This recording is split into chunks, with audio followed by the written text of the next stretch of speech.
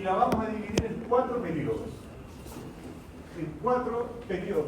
En cada periodo, anoten bien, en cada periodo hay un sistema económico. Hay un sistema económico muy particular, un sistema económico característico, ¿ya? Y de esos 4, en todos, salvo el primero, ¿cierto? Se puede hablar de capitalismo, salvo el primero. ¿Ya? Porque el primero es antes del 19, o sea, todo el periodo anterior al 19, y antes del 19 no hay capitalismo moderno, por lo tanto no podemos hablar de capitalismo moderno. ¿Ya? Entonces, estos son los 4 periodos. ¿Ya? Estos son los 4 periodos que vamos a ir viendo muy esquemáticamente cada uno. ¿Ya? Entonces, en todos hay capitalismo, salvo en el primero. ¿Ya? Ahora, ¿y por qué? Entonces, si en todos hay capitalismo, ¿por qué los separamos en periodos? ¿Por qué hay distintos modelos económicos? Claro, porque el capitalismo tiene versiones. ¿Ya? Tiene versiones. Se transforma, muta, porque está en disputa, recuerden, está en disputa la realidad económica. Entonces, de repente el capitalismo tiene una forma, de repente tiene otra, ¿ok? Y va mutando. ¿Ya? Entonces, estos son los 4 periodos. El primero, periodo de la economía de antiguo régimen. Ya vamos allá. Esta es una economía, obviamente, precapitalista. ¿Ya? Y va, cuando llegan los españoles, hasta mediados del 19.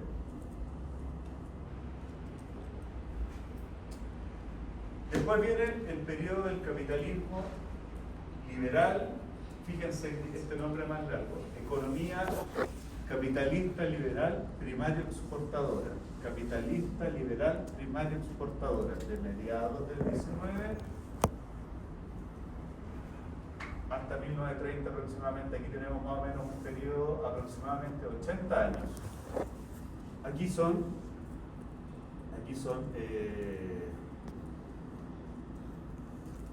casi 300 años, fíjense 300 años, 80 años, aquí son como 43 años, y aquí son un poquito más de 50 años aproximadamente. Eso es lo que dura cada periodo. Fíjense, las diferencias son el primer periodo muy largo en relación a los otros que son más o menos parecidos. 380, 43, 50 años aproximadamente. Todo esto, cifras aproximadas. ¿Ya? Entonces, ustedes ya saben lo que es capitalismo. Por lo tanto, cuando vayamos a visitar este periodo, van a entender al tiro por qué le llamamos antiguo régimen. ¿Por qué hablamos de una economía precapitalista? ¿Ya? ¿Cambio? ¿O todavía está notando?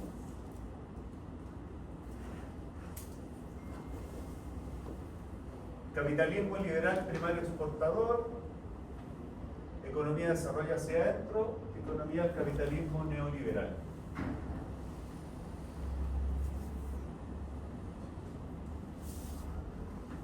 ¿Ya? Esta es una, se los comparto, obviamente se los voy a compartir. Esta es una línea del tiempo. Aquí están los periodos. ¿Ya?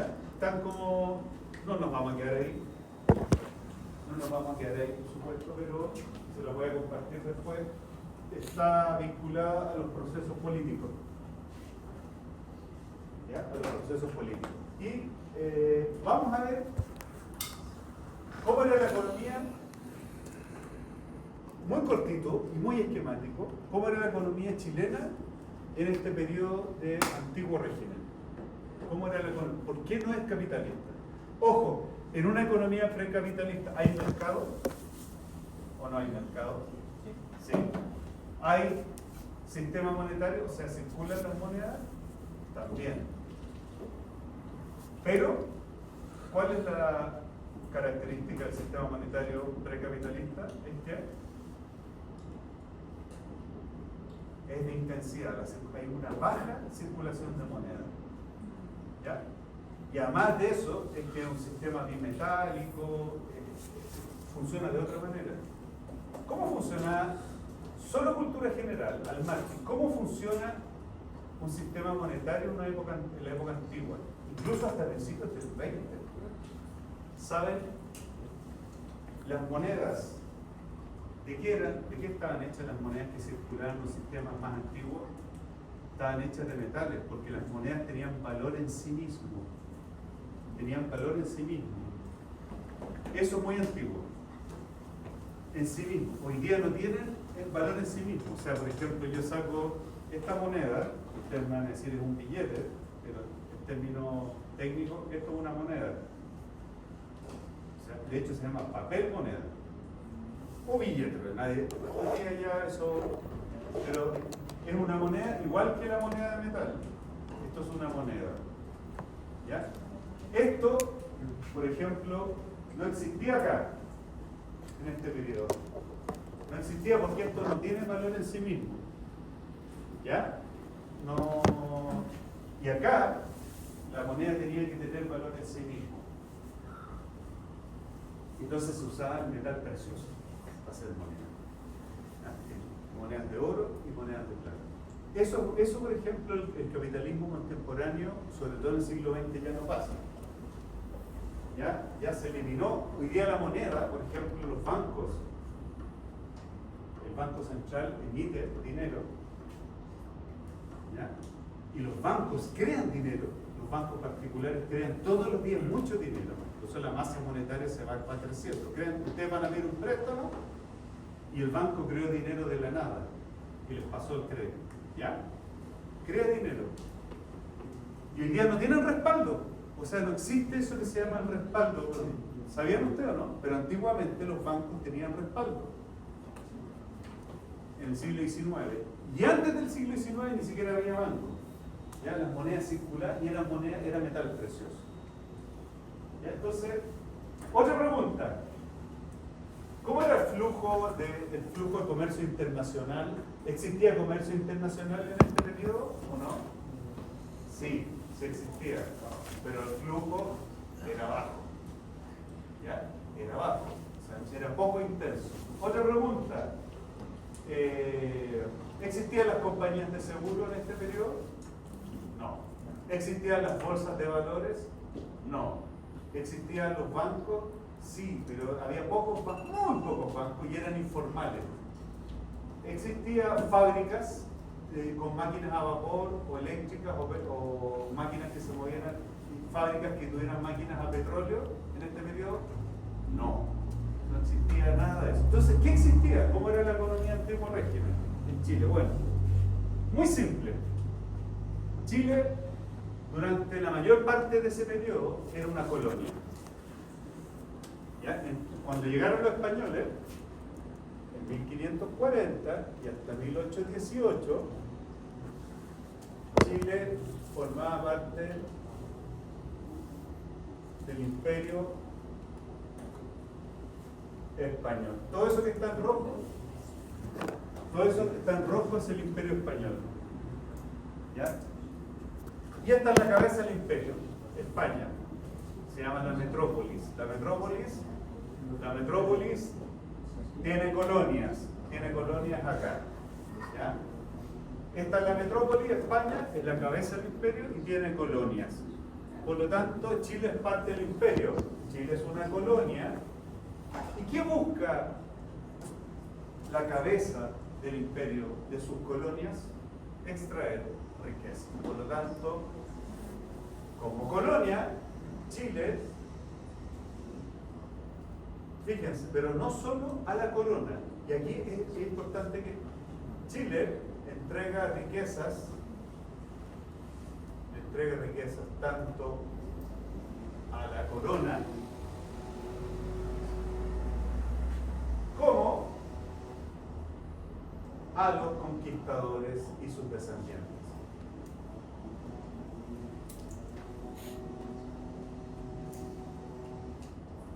¿Ok?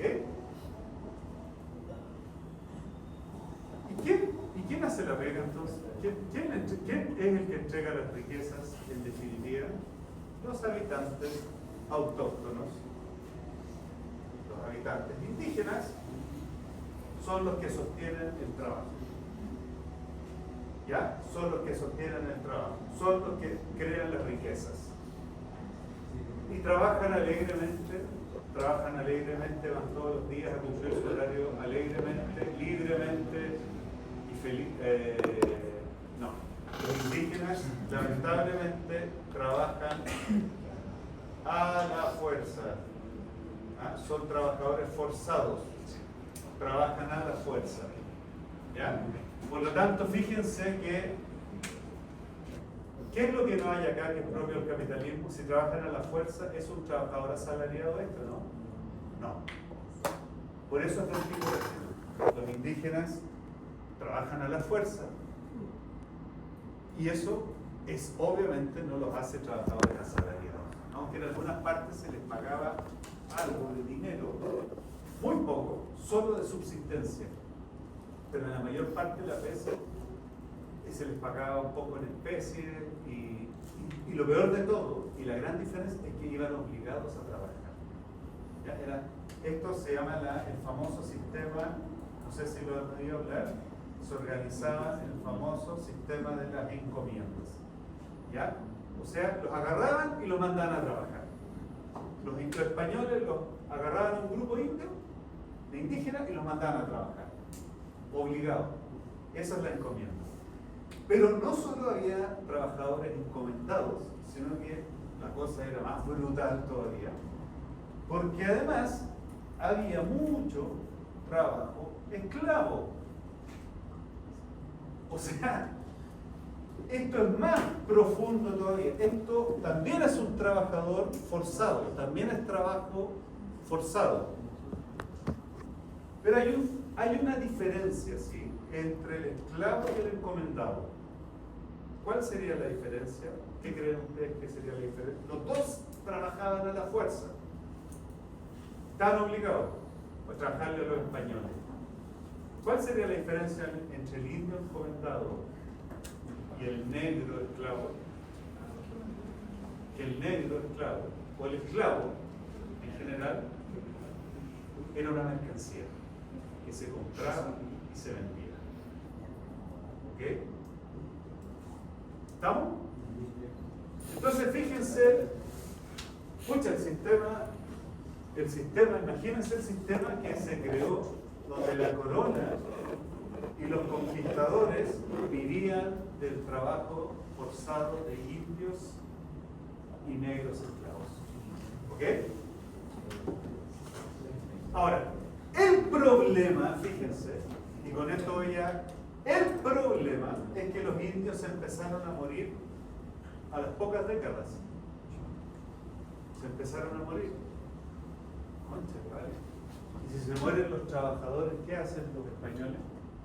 Si no hay en Chile se empezaron a morir los indígenas. ¿Ah? Los españoles se empezaron a quedar sin mano de obra porque los indígenas se morían. Por las enfermedades principalmente. Pero en su reemplazo empezaron a aparecer, y en reemplazo de los indígenas empezaron a aparecer los mestizos. Y los mestizos no podían ser encomendados. No podían ser encomendados. No podían ser encomendados los mestizos, porque no eran indígenas. Pero como no había moneda circulante, como no había dinero, ya lo dijimos, lo he dicho varias veces, como no había dinero, la mayoría de los mestizos comenzaron a trabajar y se hizo costumbre que se les pagara en especies.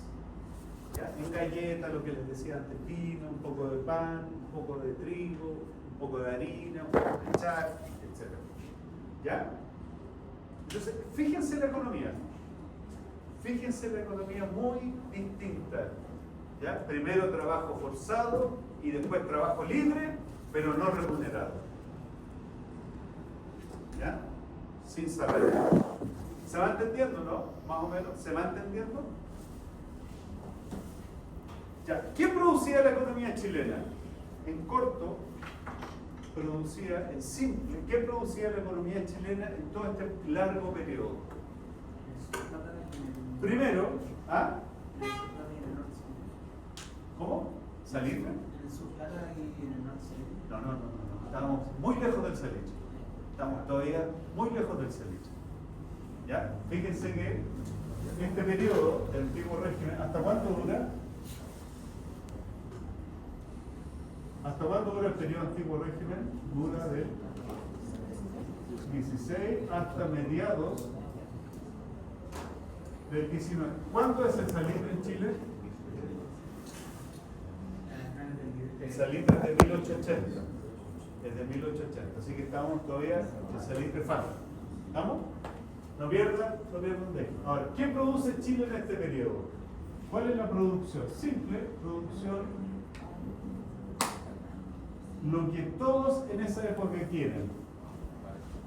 Producción de metales preciosos.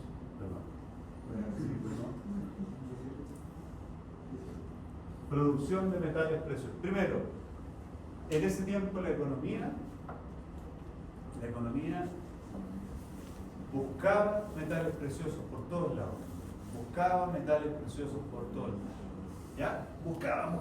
Entonces todos querían metales preciosos, porque con oro y con plata se compraba todo. Se compraba la ropa, los alimentos, y se compraba hasta rangos sociales. ¿Ya? Algunos querían ser marqueses, condes, títulos nobiliarios, y eran tan iguales a cualquier persona, ¿no es cierto? Y de repente ganaron plata y se compraron y eran nobles, y andaban así, andaban ahí mirando menos porque tenían título de marqués o de conde. ¿Ya? Entonces los metales preciosos, primero, todos buscaban metales preciosos. Entonces los españoles llevaban a sus indios a trabajar, a sacar oro. ¿Ya? Entonces un español determinado mandaba a sus indios a sacar oro, y una parte de ese oro, recuerden, se lo tenía que, por impuestos se lo tenía que mandar a la corona. Entonces la corona estaba en España abanicándose y le llegaba oro y plata. ¿Me entienden? Y los españoles estaban acá abanicándose mientras los indios trabajaban sacando el oro y la plata. Entonces, ¿me entienden o no? Así funciona el sistema económico. ¿Estamos claros? Entonces producía. Pero el problema es que los metales preciosos comienzan a escasear. Ya se hacen escasos. Entonces, los españoles comienzan a volcarse a producir cualquier cosa que produzca la tierra, y cuando se agotan, se vuelcan a la agricultura y sobre todo a la ganadería. ¿Ya? Entonces, minería, agricultura y ganadería van a ser los tres pilares de la producción del antiguo régimen. Minería, agricultura y ganadería. Minería, agricultura y ganadería. Esos van a ser los ejes productivos del periodo. Minería, agricultura y ganadería. ¿Estamos? Todo a niveles, ¿no es cierto? A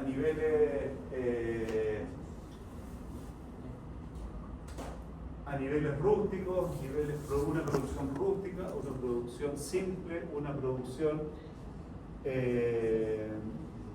intensiva. Fíjense, anoten bien esto, intensiva en mano de obra, pero poco intensiva en qué? En tecnología. ¿Ya? Intensiva en mano de obra. O sea, mucha gente trabajando, poca innovación, poca tecnología.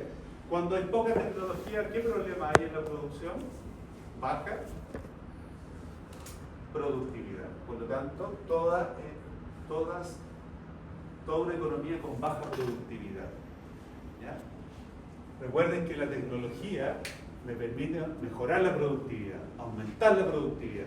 Y cuando yo tengo poca tecnología, poca innovación, la productividad se hace más lenta. ¿Estamos?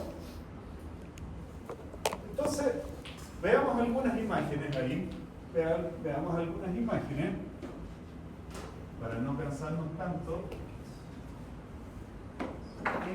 y para que esto es la época colonial, los indios trabajando. Esta es como un dibujo, obviamente, no es un dibujo actual, pero esto es lo que ocurría en la práctica. Los españoles en el siglo XVI, sobre todo el primer siglo, los españoles metían a los indios a los ríos a lavar oro. Esto se llama oro por extracción, con el método del lavadero. Estaban invierno y verano, imagínense invierno y verano, entonces los indios empezaron a morir por el trabajo en condiciones pésimas con virus nuevos y morían. Entonces se empezaron a morir los indios, empezó a desaparecer el oro, las dos cosas al mismo tiempo, y comenzaron a volcarse al cultivo de la tierra, sobre todo el trigo y la ganadería. ¿Ya? No sé si tengo una imagen, la producción, sí, esta es, la producción ganadera, esta. Ahí está arriando caballo, aquí nace el guaso chileno y aquí están haciendo cebo. Cebo era uno de los productos más importantes de la época. Imagínense la precariedad, lo rústico de la economía. Chile vivió el siglo XVII, se llama el siglo del cebo, era grasa que se derretía y después de animales de vaca. Y después se hacían como unos cubos y se exportaban. Esa era nuestra exportación y nuestra producción. Fíjense lo rústico de la economía chilena. Y Chile exportaba, entre comillas, porque ya les voy a decir, eso también es importante. Exportaba dentro del imperio nomás, dentro del imperio, y mandaba, por ejemplo, a Lima o a Potosí, en Bolivia, mandaba cebo. Mucho cebo. Chile era un gran productor de cebo y que servía para hacer velas. La iluminación era con chonchones o velas de cebo. ¿Se entiende, no? Entonces, es una economía muy rústica. Ahora, crecía, esta economía tan rústica presentaba crecimiento, desarrollo y progreso.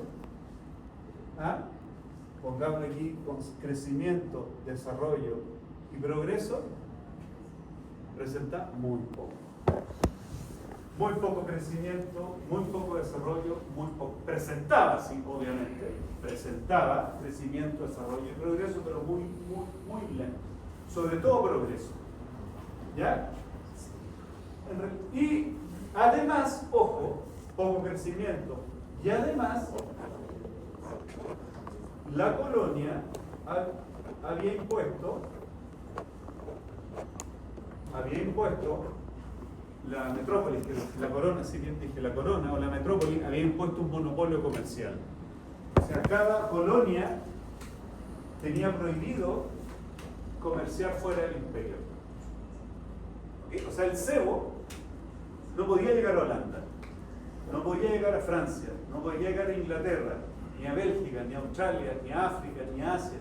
El cebo, el trigo, el cobre que se producía, solo se quedaba dentro del imperio.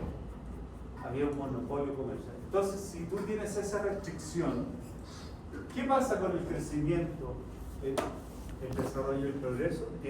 Lo tienes coartado, ¿no es cierto? Limitaba, obviamente era una limitante para el crecimiento. Ahora, ¿la corona se beneficiaba? Obvio que sí, la corona se beneficiaba, pero las colonias se beneficiaban poco. Fíjense que el capitalismo acá no lo veo por ningún lado. El capitalismo moderno, hay mercado, sí, hay individuos privados, sí, pero el capitalismo moderno, como se lo expliqué antes, no se asoma acá, estamos muy lejos. Ya, entonces, es una visión esquemática de este primer periodo. ¿Ya? Entonces, y aquí, chicos, y aquí sí que necesito que pongan toda la atención posible, porque aquí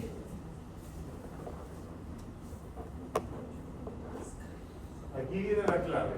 O sea, uno de los momentos claves, por así decirlo. Ya. En 1818 viene la independencia. Chile declara oficialmente la independencia. ¿Ok? Entonces, se transforma en una república, ya no es una colonia, es una república independiente, por lo tanto, fíjense, esto es lo importante, desde el punto de vista económico. Como un país independiente, es libre de establecer relaciones comerciales con cualquier país que esté disponible para comerciar con Chile. ¿Ok?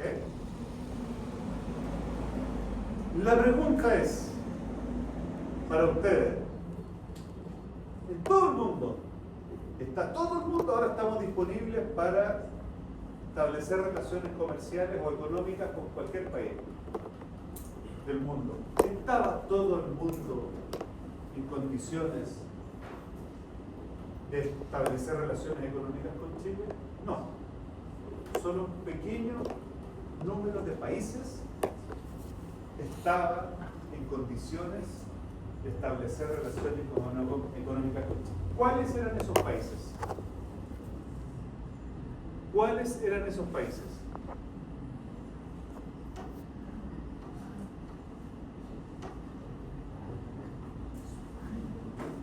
De todo el mundo, de todos los cientos de países que hay en el mundo, solo un puñado de países estaban en condiciones de establecer relaciones económicas y dentro de ellas comerciales con Chile. Esos países, que eran muy pocos, eran aquellos países que estaban liderando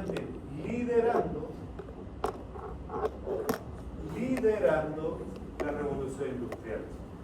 Liderando la revolución industrial. ¿Qué eran? Las vamos a notar, estamos en 1818. En orden de importancia, ¿cuál era el primero de todo? Inglaterra, Bélgica, pionero en la revolución industrial bélgica. Mucha gente no lo sabe. Francia, Estados Unidos y son 5, falta uno. ¿Cuál sería el quinto? Alemania. ¿Ya? Sobre todo el primero, por lejos, Inglaterra, amo y señor de la economía del siglo XIX.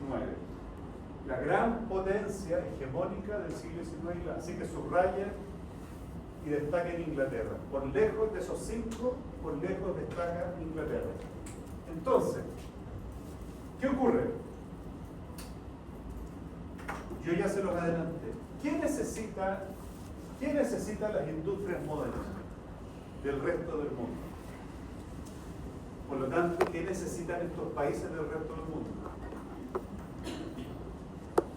Dos cosas al mismo tiempo. Estos países y sus industrias necesitan dos cosas del resto del mundo. ¿Qué son? ¿Qué son? Estos países y sus industrias necesitan dos cosas del resto del mundo. Muy bien, materias primas lo más barata posible. Donde haya algodón barato, vamos a ir a buscar. Donde haya cobre barato, donde haya hierro barato y alta cantidad, vamos a ir a buscar materias primas para todos lados. ¿Y qué es lo que otro que necesita una industria que produce mucho? Necesita abrir nuevos mercados.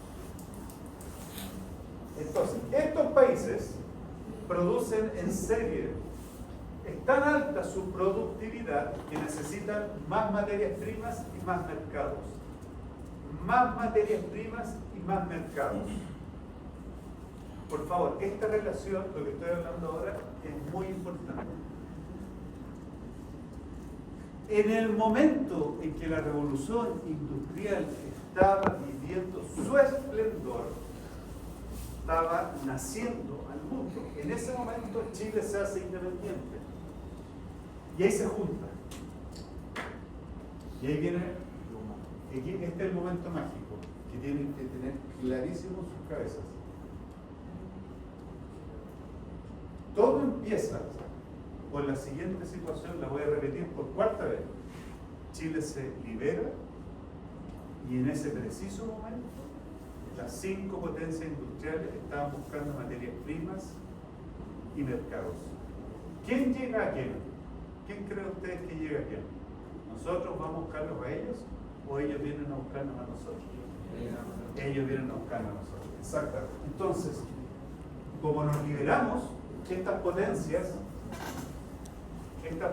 así como vienen a Chile, ojo, vienen a Chile, pero también están buscando por todo el mundo. O sea, no es que vengan a Chile, nosotros estamos viendo el punto de vista de Chile, pero van a, digan. No lo escucho, más fuerte. En base al interior nosotros teníamos los precios. ¿Los precios? Sí. La oferta y la demanda. Bueno, es un buen punto. La oferta y la demanda. Pero, en gran medida, estos van, pero ya les voy a explicar. Estos van a poner las condiciones. Se van a convertir en los jefes, por así decirlo, en comillas. Pero ya voy para allá. Primero, necesito que esta idea quede súper asentada, súper asentada esta idea. Es que al final, siempre estas dos cosas las vamos a relacionar. Estas dos cosas que estoy destacando las vamos a relacionar. La independencia y la revolución industrial. Chile es un país autónomo, libre, y hay unos países que se industrializan. Entonces, esos países vienen a nosotros. Y efectivamente, y aquí voy a responder tu pregunta, a partir de la década de 1820, comienzan a llegar representantes de grandes casas comerciales a Chile, de grandes, casi todas británicas, inglesas, ya algunas francesas, algunas estadounidenses, pero la gran mayoría inglesas. Llegan representantes, llegan a Valparaíso, a Talcahuano y a Coquimbo. ¿Ok? No hay monopolio comercial. Chile es un país libre. Y llegan y recalan y dicen, tenemos informes de que en esta tierra se producen tales y tales materias primas y a nosotros nos interesan. ¿Ok? Y a nosotros nos interesa llevárnoslas. ¿Ok? ¿Con quién se ponen en contacto estos ingleses? Con las autoridades del gobierno y con la élite. Estas casas comerciales, estos británicos, ¿qué es la élite? La élite son las clases privilegiadas, que no eran burguesas todavía. ¿A qué se dedica la élite chilena? ¿De qué vivía principalmente? De lo que daban las haciendas. La élite chilena hasta ese momento era una élite agrícola y ganadera. Eran terratenientes, dueños de haciendas, eran terratenientes. Y algunos también, como eran terratenientes, como producían trigo, algunos también eran comerciantes, que exportaban ese trigo a Lima, principalmente a Lima, o a Buenos Aires, que eran parte de... Entonces, estas casas comerciales se ponen en contacto con las autoridades de gobierno también, y les dicen, ¿qué tienen para ofrecernos? ¿Qué quiere usted? Le dice el chileno. Dice, yo sé que aquí hay cobre. Tenemos cobre. ¿Tú me puedes producir y venderme y entregarme aquí en Valparaíso unas 100 toneladas de cobre a 3 meses? Vamos, le dice. Y este compadre, ¿en qué se transforma? Se transforma en empresario de la minería. Contrata gente, instala fundidora, refinadora, arregla el muelle, arregla el puerto. Ahí en Tongoy, por ejemplo, en Papudo, en Guayacán, en Coquimbo, arregla. Y de repente, en pocos años, ¿en qué se transforma? Se transforma en un empresario moderno que empieza a venderle cobre, empieza a venderle minerales a los ingleses. Y los ingleses se los llevan. Y ahora voy a explicar de nuevo. Entonces, ahora, respondiendo a tu pregunta, y acá, claro, fíjate lo que ocurrió. No lo anoten todavía. Fíjate lo que ocurrió, que en Chile no había capitales, porque no había bancos todavía. Entonces, escucha, el chileno está complicado, porque tiene que entregarle una cantidad de toneladas de cobre, pero tengo que arreglar el muelle, tengo que levantar una fundidora, tengo que refinarlo, tengo que arreglar el camino. Eso es capital, ¿no es cierto? Es mucha plata.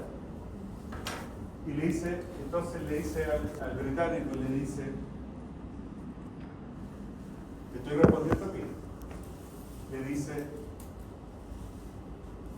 me puedo conseguir el 10% de ese capital. Y el británico le dice, no, porque yo te presto plata. Te presto, eso en esa época se llama habilitación o avío. ¿Ya?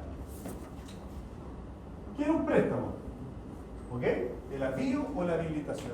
Le adelantaba plata, le adelantaba capital. Yo te paso la plata para que hagas todas las operaciones que necesitas para echar a andar la empresa, pero el precio a que me vas a vender el cobre es este. ¿Ya? Y por varias décadas el precio, efectivamente, por unos 30 años, más o menos, el precio en la mayoría de las veces está determinado, ¿no es cierto?, poco por el mercado, por la libre oferta y demanda, sino que por estos contratos que había y que estaban impuestos por los ingleses. Entonces fíjense que los ingleses tenían, por así decirlo, tomado el toro de las astas, tenían el control. Anoten eso. Los ingleses, cuando llegaron, empezaron a andar la economía, empezaron a crear riqueza, ayudaron a echar a andar la economía, a crear riqueza, a crear nuevos negocios, pero con un alto grado de control sobre los negocios. Con un alto grado. ¿Por qué? Porque tenían todo a su favor. Tenían todo a su favor. ¿Qué es lo que tenían a su favor? Eran los compradores y tenían el capital para echar a andar muchos de los negocios. ¿Ok? ¿Se entiende, no? Entonces, claro, se vieron altamente beneficiados. Y fíjense, producto de estas nuevas empresas, y aquí esto escríbanlo en gigante, lentamente comienza la transformación de nuestra economía, de la economía chilena, al capitalismo moderno. ¿Ok? Comienza en este momento, en este periodo, comienza la lenta transformación de nuestra economía al capitalismo moderno, cosa que se hace muy evidente a partir de mediados del 19, que es a mediados del 19, que es y ahí pasamos al otro periodo, ¿ya? Pero antes de pasar a ese periodo, quiero mostrarles estas imágenes. Yo sé que es harta contenido, pero hay pocas ideas acá, hasta ahora hay pocas ideas. Fíjense, quiero que vean esta imagen. Quiero que vean esta imagen, que es la que más me interesa. Esto es un mapa del mundo. Acá está Inglaterra, o Reino Unido, Gran Bretaña, que es la unión entre Inglaterra, Gales, Escocia, Irlanda del Norte, ¿cierto? Eso se llama el Reino Unido, Gran Bretaña. Miren lo que hay acá en este mapa, esto es más o menos 1830, 1840, por ahí. Y estas son las rutas comerciales. Este país, o este reino, tenía rutas comerciales con casi todo el mundo. Esta industria manufacturera tenía contacto por todo el mundo, yendo a buscar en algunos lugares una cosa, por acá algodón, por acá. Miren, les voy a hacer el siguiente ejercicio. Quiero que entiendan una cuestión. Al margen. Pero ¿ustedes saben cuál es el considerado el mejor té del mundo? El mejor té, el inglés. El de Inglaterra. ¿Ustedes saben cuál es considerado el mejor chocolate del mundo? No, no es Suiza. No es Suiza. También es bueno. No, inglés es bueno. ¿Ah? ¿Ah? Y lo digo más fuerte, ¿eh? ¿Alguien lo dijo? ¿Quién lo dijo? Levante la mano.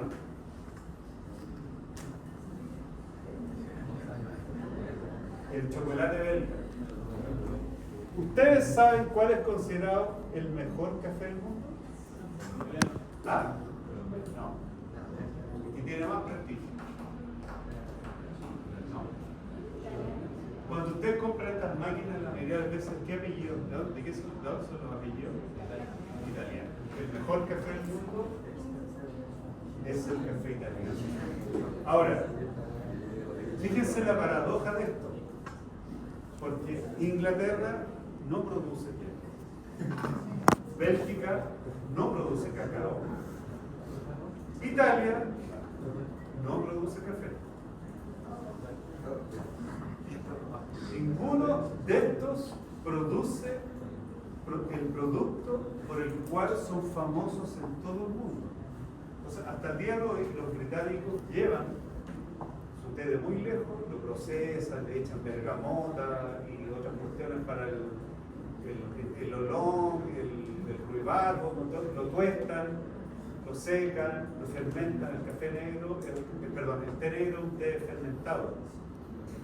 Porque sacarle el amargor del té verde, entonces se pone el té verde un poquito más amargo. El té negro, que es el más común de todo, es un té fermentado. Entonces ellos fermentan, secan, embolsan, le ponen unas cajas preciosas, le ponen unos twinnings, son unos nombres británicos preciosos, le ponen twinnings, le ponen ¿qué otro nombre británico muy de té? ¿Cuál es la otra marca? ¿Ah? Bueno, hay estas marcas británicas de té. Y los italianos le ponen el Illy, la Bassa, qué sé yo, ¿qué otro nombre de café italiano hay? El Illy es el café más famoso del mundo, ¿cierto? Muy caro, la Bassa, qué sé yo. Y los belgas famosos por su chocolate. Ahora, ¿por qué pasa esto? ¿Por qué pasa esta situación paradójica? Porque ellos, estas potencias, conquistaron en el siglo XIX, conquistaron el mundo, y sobre todo Inglaterra, por ejemplo, no solo tenía rutas comerciales, sino que se apoderó de territorios ajenos, se apoderó de la India. Y aquí, esta es la parte del mundo donde sí se produce el té. Y se apoderó de la India ya en 1840, y Ceilán y todas esas islas donde se produce el té. Entonces empezaron a usufructuar de la producción y de tradiciones muy antiguas de otros países y se la robaron. Son ladrones. Los belgas conquistaron el Congo. El Congo es la zona central de África. La conquistaron en 1870. Y el cacao, ojo, el cacao no se producía en el Congo africano, sino que el cacao se producía en la misma latitud en Centroamérica. Pero como estaban en la misma latitud, era perfecto producir cacao acá. Y el cacao tenía un altísimo valor, era uno de los productos más demandados en la sociedad del siglo XIX. Y los frescos empezaron a producir, primero se robaron el cacao a Centroamérica, primer robo, y segundo se apoderaron del sabor del chocolate y lo convirtieron en un producto propio. Y no producen, en Bélgica no se produce ni una planta de cacao. Y los italianos se apoderaron de Etiopía. Etiopía, a fines del 19, Etiopía es el lugar donde se supone que nació el café, por lo menos el robusta, porque el arábico, obviamente, es de Arabia, ¿no es cierto? Que hay dos, en el mundo del té hay una planta, y en el mundo del café hay dos plantas, la robusta africana y el arábico de Arabia. Y los patúos, ¿no es cierto?, empezaron a producir en Etiopía, que era un territorio conquistado, empezaron a producir café, se lo llevaron a Italia y le pusieron nombres bonitos, envasados bonitos, tostados bonitos, lo molieron, vendieron, inventaron la moca, la cafetera moca, y son los reyes del café. Ustedes cuando van a tomar una cafetería, café rico, esas máquinas, ¿viste esas máquinas preciosas que hacen expreso? Todas esas máquinas son italianas. ¿Ya? Son toda la industria del café italiana, y la moca también, esa que se abre, ¿la ubican esa cafetera que se abre? La moca o italiana. Bueno, ¿qué quiero decir con esto? ¿Por qué les pongo este ejemplo? ¿Por qué les pongo esto? Porque los países industriales conquistaron el mundo en el siglo XIX, se aprovecharon del mundo. Entonces, ¿qué vinieron? Fíjense que no solo estamos viendo historia de Chile, lo que yo quiero que ustedes entiendan es que lo mismo que estaban haciendo con Chile, los británicos lo estaban haciendo con todo el mundo. Tenían rutas comerciales. Entonces, Chile aportó lo que tenía que aportar para la revolución industrial inglesa. ¿Con qué aportó? Aportó como vamos a ver después, aportó con plata, aportó con cobre, aportó con trigo. ¿Ya? ¿Estamos en la hora? Ya, vamos a descansar.